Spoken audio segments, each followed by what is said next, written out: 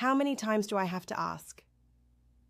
If you've ever said that sentence or heard it, this video is for you, because that sentence gets blamed on laziness, on disrespect, on not caring enough, but almost every time it appears, it's pointing at something else entirely, something that has nothing to do with the person and everything to do with the structure.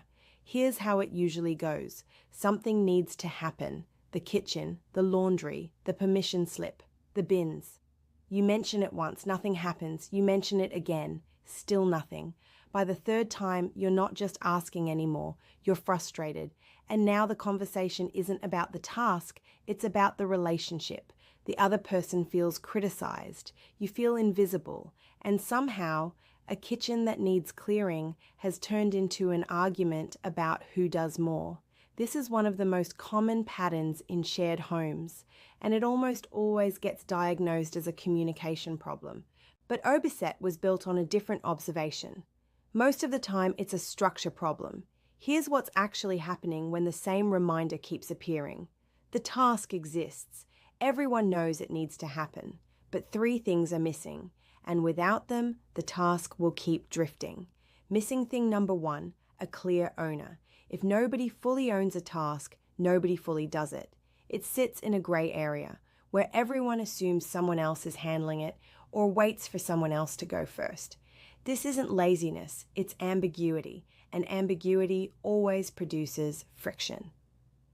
Missing thing number two, a definition of done. What does cleaning the kitchen actually mean? For one person, it means wiping the counter.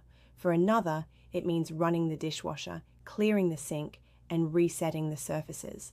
When those definitions don't match, and they're never discussed, the task is never quite finished.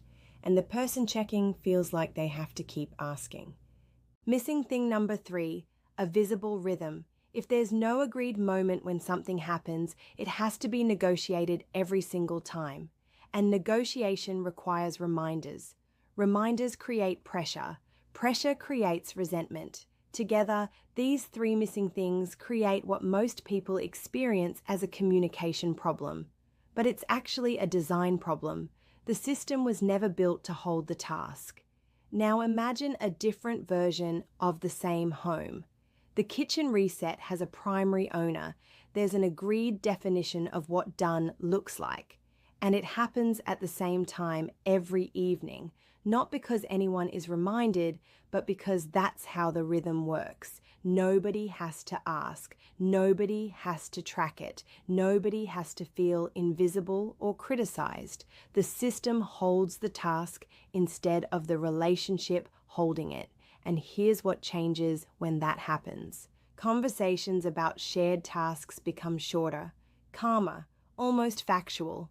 Is the kitchen done? Becomes a quick check, not the start of a negotiation.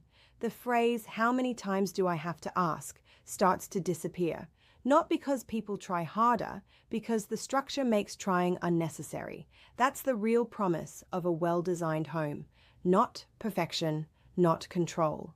Just a system that holds things so the people in it don't have to. This gave something a name. If you recognized any of those three missing pieces, the free home reset guide is a good starting point. It walks through the practical first steps for reducing friction in the spaces and routines that create most of the repeated tension at home. The link is in the description. And if you want to go deeper on how structure protects relationships and why shared homes need design, not just goodwill, subscribe. That's what this channel is about. Next week, we're going to talk about something that affects almost every busy household, and almost nobody talks about it directly.